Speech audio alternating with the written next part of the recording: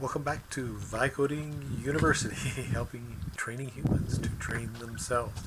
Uh, if you go to the World Memory Championship, uh, when you go in there, it actually looks pretty boring, is what I've been told. Is all you do is see a bunch of people sitting around memorizing or looking at stuff, doing nothing, just looking, and their minds may be working at a million or is really hard and doing a lot of great stuff, but there's nothing going on. It's all inside their heads. And one of the things we want to remember is that is hard work, and that is the work that we're talking about doing. Uh, when people initially train people to have memory, good memories, they talk about having a memory palace. Okay, and they talk about all sorts of different mechanisms and things that you can do to have your memory work better and better and better. But let's just take a step back. Okay, let's just the people in the memory they talk about you have to get pictures, okay, and visualize things. It helps. So they say, okay, imagine an elephant, and they go around the room where people are, with this initial class, and people go, ask them, and some people explain what their elephant looks like, and other people say, well, I really don't have to picture an elephant in my mind because I know what one looks like. Okay, now I really want you to get this. I know what one looks like. So they didn't picture one in their head because they knew what one looked like. Okay, well that's fine. They probably do. That's great. The key point is they didn't go through the process of creating the image. Remember, we're going to talk a lot about these videos, these processes you got to go through in your head, and you can't just know what they're supposed to look like. You've got to actually do them. The and I gave you the example 100 times, that, I mean, 100 times, just you've heard it once from me, is where, people that are overweight often are geniuses and know all sorts of ways to be thin. But they are not thin, they are overweight.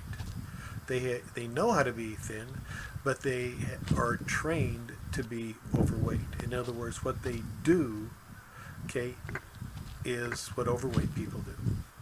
Yet they know what a thin person would do, but they just can't get themselves to do it. So remember, training is actually doing the thing. So we're going to be talking a lot about, that's actually really some of the blocks we have to really get through here. Is knowledge, people think of it as power. Knowledge is power if it is used. That means trained and becoming useful, okay? But knowledge by itself is just knowledge, okay? Now the other thing about knowledge is knowledge sort of gets people thinking in the right answer, like there's only one way to do something, when there's probably a lot of ways to do things. So school really gets into, oh, we teach these people are filled with good knowledge, they really know stuff, but they only know one way to do it, and that's the right answer. So schools really sort of, in a way, sort of can really hurt a person, because a person that wants to get it done is going to say, this right answer doesn't work, but I found this other way that does work. Can I use this wrong answer? Sure, if it works. So what I want you to start thinking about is that we've all been trained to believe in right answers.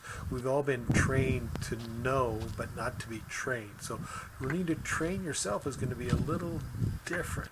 So when we talk about getting these first, knowledge takes you to level 1, and then going to level 2 is taking it into specific situations and imagining it in your mind actually happening with the details. That's going to take some work, because a lot of us aren't very good at that. So, but get into the details, get into the work of it, and remember, you're just going to sit around and look like you're doing nothing. What are you doing? It looks like you're doing nothing, but you're working really hard, because you aren't used to it, to one reason, and the other one is that you're trying to train yourself to do other things. I mean, you've never been trained to do it, so it's something it's new to you. But again, you're also training yourself to think or react or to have something to do, to be triggered differently or whatever. All those things in your mind, and then you want to go out actually into those situations and give it a shot. Okay, like we did with the spider. You first, imagined it in your head, then you actually did it, then you did it with nobody watching. You did it just so you were proud of yourself for doing it, and you start to develop those intrinsic drives. Let me just check here real quick if there's anything else I want to cover with this. I apologize. Okay, so I think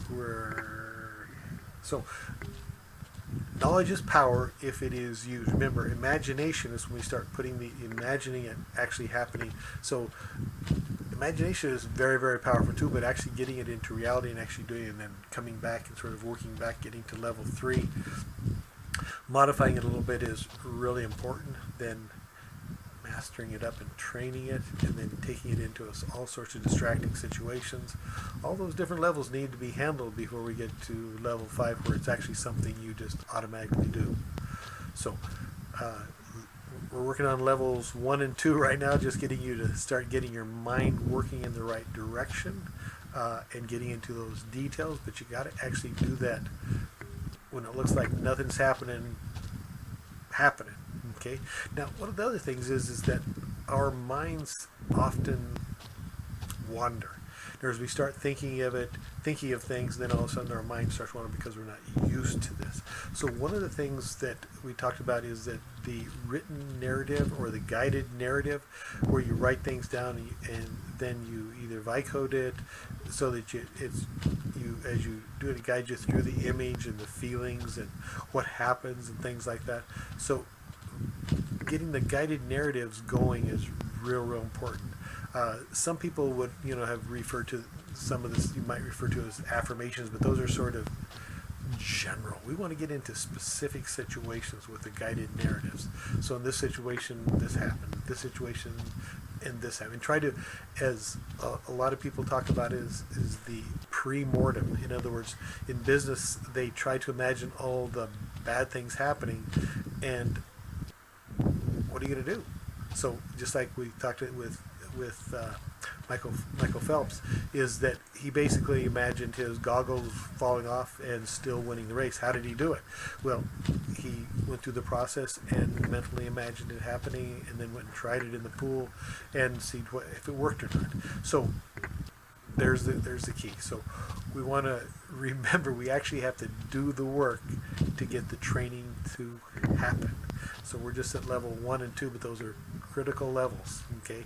And we're also going to talk more about the mental work that takes place when you actually go out and set a goal and you work backwards to get, the specific sites and the training that you're going to do. Vicoding University, training humans to train themselves. You can do this just because you weren't trained to. You can learn how to train yourself. Training humans to train themselves.